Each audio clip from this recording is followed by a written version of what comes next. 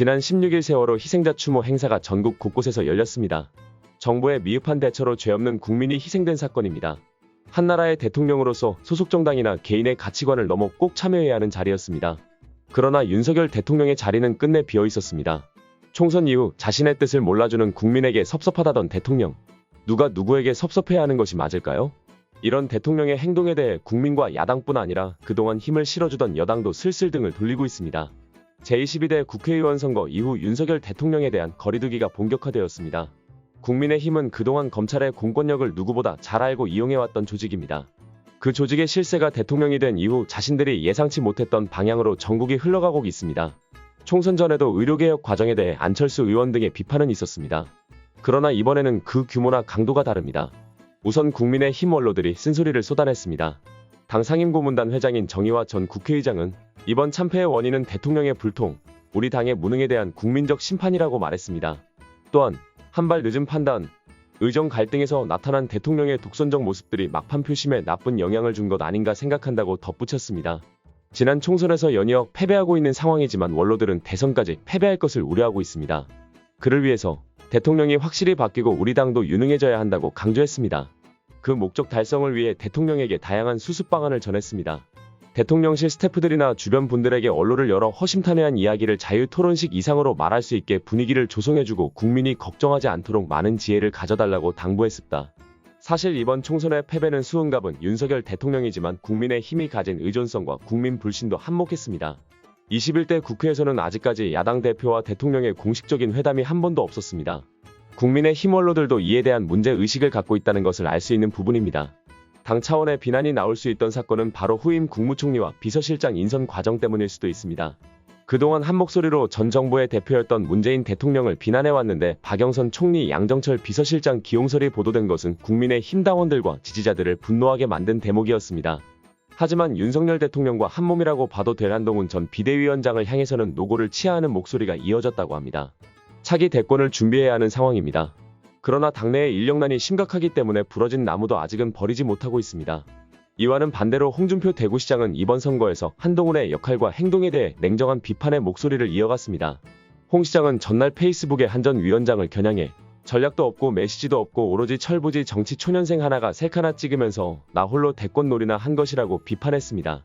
또 문재인 정부 시절 한 전 위원장이 검사로서 박근혜 전 대통령의 국정농단 사건을 수사한 점을 들어 문재인 믿고 그 사냥개가 되어 우리를 그렇게 모질게 짓밟던 사람이라고도 표현했습니다. 홍준표 시장 입장에서는 이전 대선 경선의 경쟁자였던 윤석열, 그리고 차기 대선의 잠재적인 경쟁자인 한동훈을 싸잡아 비난하는 것으로 볼 수 있습니다. 20년이 넘는 시간을 윤석열의 수족처럼 활동 한동훈이 총선을 끝으로 활동을 중단했죠. 오히려 당에서 검찰의 세를 과시하며 어깨에 힘 좀 주고 다니던 한동훈을 향한 역풍이 윤석열을 향해 가는 모습입니다. 한동훈 입장에서도 이번 총선에서 비대위원장을 맡은 일을 후회할 수도 있습니다. 그러나 꼭 지금이 아니더라도 스스로의 힘으로 아무것도 할 수 없다는 사실을 언젠가는 깨달았을 것입니다. 원로들의 쓴소리만 이어지는 것은 아닙니다. 국민의힘 초선 의원들은 반윤 세력을 슬슬 형성해가고 있습니다. 국민의힘 김용태 당선인은 김재섭 당선인과 함께 모임을 만들자고 뜻을 모았다고 했습니다. 순수한 공부 모임으로 운영할 계획이라고 설명했지만 일각에서는 비윤석열계 세력 다지기라는 분석도 나오고 있습니다. 모임 창설을 주도하는 김재섭, 김용태 당선인 모두 그동안 윤석열 정부의 쓴소리를 이어갔던 대표적인 비윤 청년 인사들입니다. 지금 현 상황에서 대구디 공부를 하지 않아도 누구를 향해 쓴소리를 해야 할지 본인들은 잘 알고 있을 것 같습니다. 현재 대통령과 국민의힘은 김건희, 이태원 등 굵직굵직한 특검 법안 발의를 막기 위해 권력을 남용하고 있습니다. 그러나 국민의힘 내부에서도 최상병 특검은 받아야 한다는 목소리가 커지고 있습니다. 이와 같은 목소리 때문인지 수도권 당선 의원들 중심으로 최상병 특검을 동의하고 있습니다. 총선 이후 국민의힘의 첫 공식 일정인 사선 이상 중진 당선인 간담회에서도 비슷한 목소리가 나온 것으로 전해졌습니다. 안철수 국민의힘 의원은 15일 오전 윤재옥 원내대표가 주재하는 사선 이상 중진 당선인 간담회에 참석했다가 나오면서 이같이 말했습니다.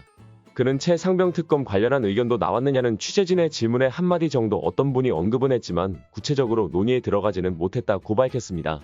그는 총선 이후 국민의힘에서 최상병 특검과 관련해 가장 먼저 얘기를 꺼냈습니다.